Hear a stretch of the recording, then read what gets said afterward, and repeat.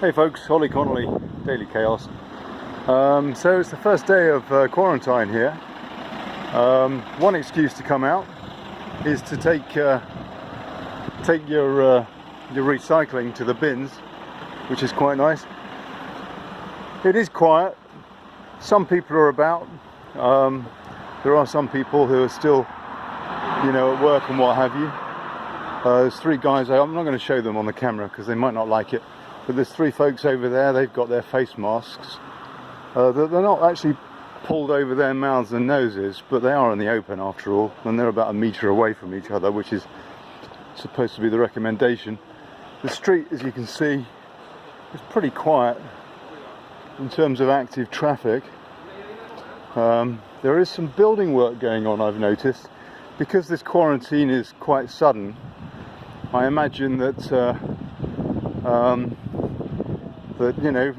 building sites have to be secured and stuff like that. So there is still some building work going on around and about. I'm noticing people going to the shops, one or two, wearing gloves. People are wearing gloves. I've got some gloves in my pocket for when I go in the supermarket. There's one or two people walking their dogs, which is a big issue. Dogs in a situation like this, because the Spanish do like their dogs. People tend to have dogs. So for example, over there's a little building site going on, and they're just, I don't know whether they're securing it and whether or not they've got to stop that after a certain couple of days or whatever. But anyway, just to give you an idea of the extent of the lockdown so far, it's not total, but it is, I would say, about 90%, 80%, I'd say, 85%, something like that at the moment. Probably while people are transitioning into, I don't know how much is going to be policed. There's a bit of traffic here. I've come onto a slightly busier road and there's a bit of traffic around and about, but by and large pretty quiet all in all. And I'm just coming up to the supermarket now, and there's a queue outside the supermarket. Have a look at this.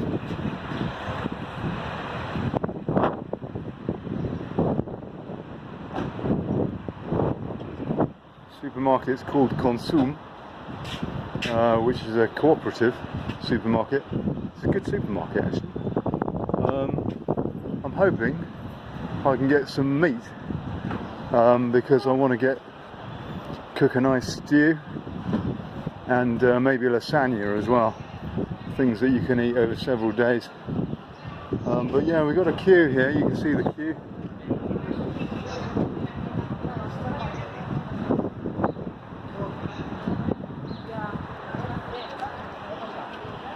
Leading up to the front door. I think the queues I've seen in London, some of the pictures I've seen, were bigger than that. People are very orderly. I'm sure people are a little bit shocked, but apart from that, I think that people are taking this pretty much in their stride. Just give you an idea of the queue here.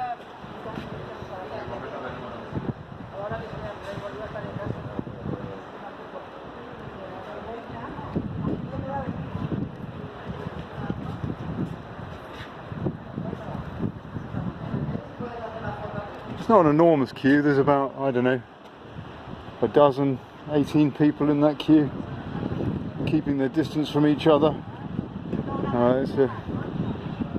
Everybody's got a good solid metre between them and the next person, that sort of thing. A bit of news that's come out of Spain in the last day, by the way.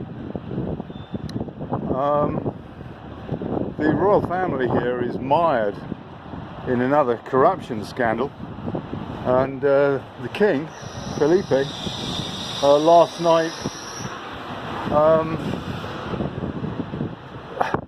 announced that he was breaking links with a couple of dubious funds set up by his father, the late King Juan Carlos, who himself was forced to abdicate about 5-6 years ago now because of various scandals, not least because he shot an elephant, killed a bull elephant in Africa, which didn't go down very well.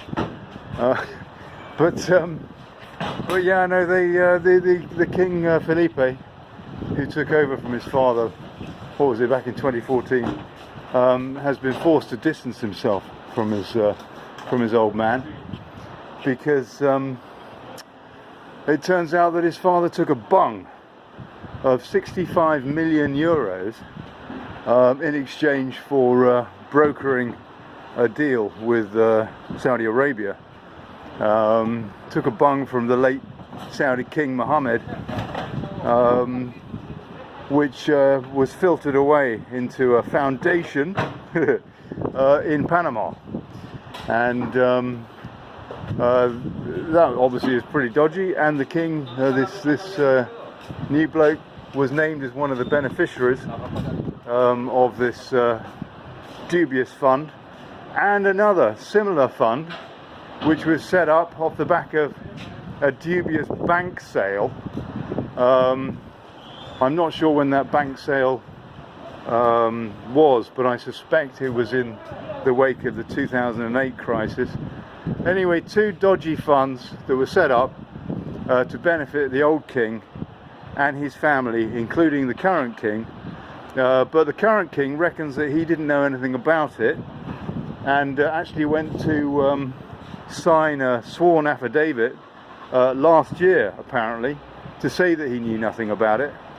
And but it's come out now that this transpired, and that the old king, yeah, he pocketed, amongst other things, a 65 million euro bung in exchange for brokering a deal whereby the Saudi Arabia put together an infrastructure project with a Spanish company building it, which was a high-speed line in Saudi Arabia.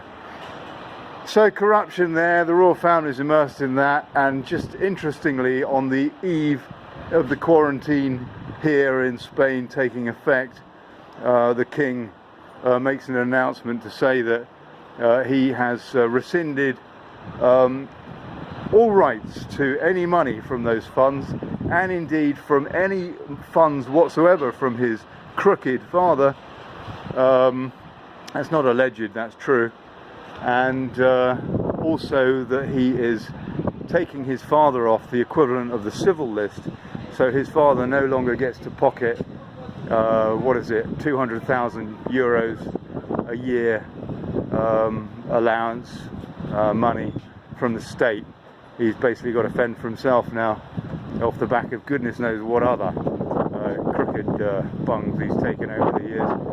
Juan Carlos is, what, 82 years old now, in his dotage, not very well, but anyway, his son has sought to distance himself from that and to prop up a monarchy which is again mired in scandal. They've actually got the king's brother-in-law, Erdogan, is in prison right now for tax fraud and embezzlement. So the Spanish royal family have got form on this, but very interesting timing, no?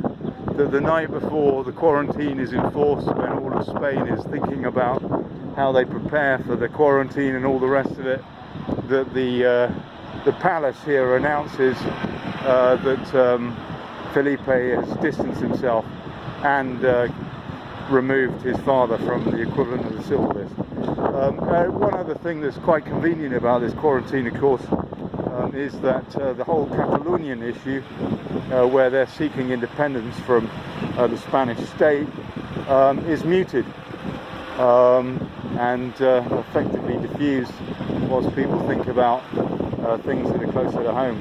So quite convenient, you could argue, putting on my sceptical hat, that there is some sort of cynicism going on in Spain, using this quarantine in a way that maybe is a little bit below board, if you like. It could just be, you know, convenient. It could just be convenient. But anyway, okay, I'm going to cut this short now. Wait in the queue here patiently with these other people to get me meat, hopefully better milk, and then maybe inside there I'll do another report. Ollie Connolly, Daily Chaos. Ciao.